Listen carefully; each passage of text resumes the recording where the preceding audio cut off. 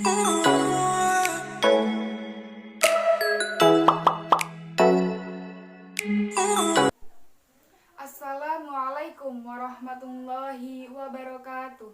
Bismillahirrahmanirrahim. Alhamdulillahirrabbilalamin. Assalatu wassalamu ala asyrafil anbiya'i wal mursalin nabiyina wa habibina Muhammadin sallallahu alaihi wasallam wa ala alihi wa sahbihi ajma'in, amma ba'du. Kepada yang terhormat Bapak Muhammad Ridza Hamami MSI selaku dosen pengampu mata kuliah fikih ibadah, dan kepada teman-teman yang saya sayangi dan saya banggakan. Pertama-tama marilah kita panjatkan puji syukur kehadirat Allah Subhanahu wa Ta'ala yang telah memberikan rahmat dan hidayahnya kepada kita semua. Tak lupa sholawat serta salam kita haturkan kepada junjungan kita Nabi Muhammad SAW yang kita nantikan syafaatnya di yaumil qiyamah. Amin, amin, amin ya rabbal alamin. Pada kesempatan kali ini, izinkanlah saya menyampaikan materi mengenai macam-macam air. Akan tetapi, sebelum memasuki materi tersebut, alangkah lebih baiknya teman-teman mengetahui mengenai toharoh. Jadi, apa itu toharoh? Ya, toharoh berarti suci atau bersih. Toharoh dalam istilah para ahli fikih ialah mencuci anggota tubuh tertentu dengan cara tertentu. Alat yang terpenting untuk bersuci ialah air. Jika tidak ada air, maka tanah, batu, dan sebagainya dapat dijadikan sebagai alat pengganti air. Namun teman-teman, tidak semua jenis air bisa digunakan untuk bersuci.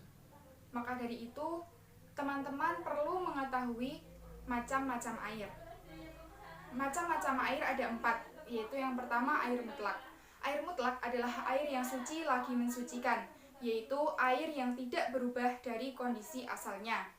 Terdapat 7 macam air yang suci lagi mensucikan, yaitu yang pertama, air hujan. Air hujan yang turun dari langit hukumnya adalah suci dan bisa digunakan untuk berwudu, mandi, atau membersihkan najis pada suatu benda. Lalu yang kedua adalah air sungai. Air sungai itu pada dasarnya suci karena dianggap sama karakternya dengan air sumur atau mata air.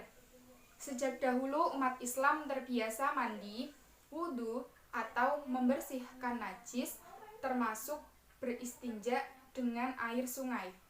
Lalu yang ketiga, air laut. Air laut adalah air yang suci dan juga mensucikan. Meskipun rasa air laut itu asin karena kandungan garamnya yang tinggi, namun hukumnya sama dengan air hujan dan air embun ataupun salju. Bisa digunakan untuk mensucikan diri dan benda lainnya. Yang keempat yaitu ada air dari mata air. Air sumber adalah air yang bersumber dari mata air. Hukumnya suci dan mensucikan. Air Zam-Zam adalah mata air yang tidak pernah kering.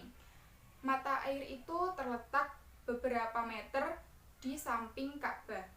Lalu yang kelima adalah air sumur.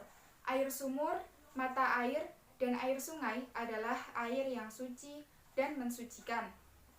Sebab air itu keluar dari tanah yang telah melakukan pensucian.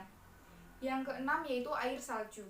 Hukumnya sama dengan hukum air hujan, sebab keduanya mengalami proses yang mirip, kecuali pada bentuk akhirnya saja. Yang terakhir yaitu air embun. Embun juga bagian dari air yang turun dari langit. Meski bukan berbentuk air hujan yang deras, akan tetapi tetes embun yang ada pada dedaunan atau pada barang yang suci bisa digunakan untuk bersuci. Lalu teman-teman, macam air yang kedua adalah air musyammas. Air musyammas hukumnya air suci lagi mensucikan, tetapi makruh untuk dipakai. Air musyammas yakni air yang dijemur di terik matahari dalam wadah mudah berkarat seperti besi, timah, dan kaleng. Kecuali ketika sudah dingin kembali, maka tidak makruh. Walaupun air musyammas makruh dipakai untuk mensucikan badan, tetapi boleh dipakai untuk mencuci pakaian, dan membersihkan yang lainnya. Macam air yang ketiga yaitu air yang suci tapi tidak mensucikan, yaitu air yang menurut zatnya suci tetapi tidak sah dipakai untuk bersuci. Jenis air ini dikelompokkan menjadi 3 macam, yaitu yang pertama, air mustakmal, yakni air bekas terpakai wudhu, mandi wajib, dan mencuci najis yang kurang dari 2 kulah atau 216 liter, atau ada juga yang menyebutkan 270 liter.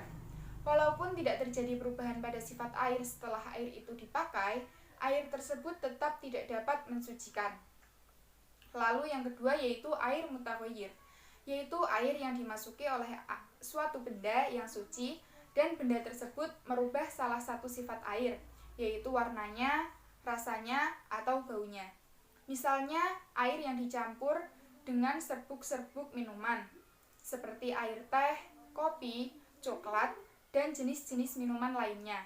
Lalu yang ketiga yaitu air muqayyad, yakni air perasan dari tumbuh-tumbuhan atau pohon-pohonan, seperti air perasan tebu, air nira, air dalam bambu, air kelapa, dan sebagainya. Nah, air jenis ini boleh dipakai selain untuk wudhu, mandi wajib, dan mencuci najis. Air ini bisa dikonsumsi untuk minum dan membersihkan kotoran selain najis, karena sifatnya masih suci. Lalu macam air yang terakhir atau keempat yaitu air mutanajis. Air mutanajis yakni air yang sudah terkena najis dan tidak bisa digunakan untuk bersuci. Air ini dibagi menjadi 2 macam, yaitu yang pertama, air yang kadarnya banyak atau air yang kapasitasnya lebih dari 2 kulah.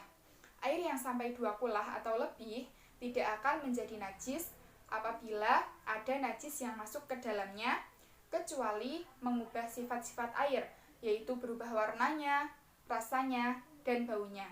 Walaupun demikian, perubahan ini tidak harus signifikan.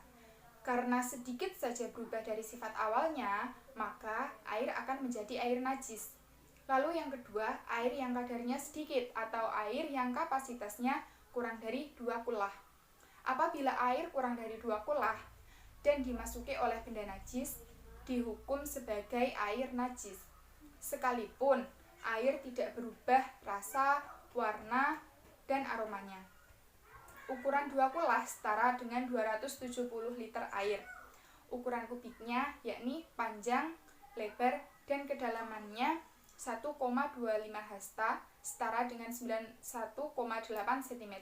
1 hasta yakni sepanjang dari ujung ke siku orang dewasa.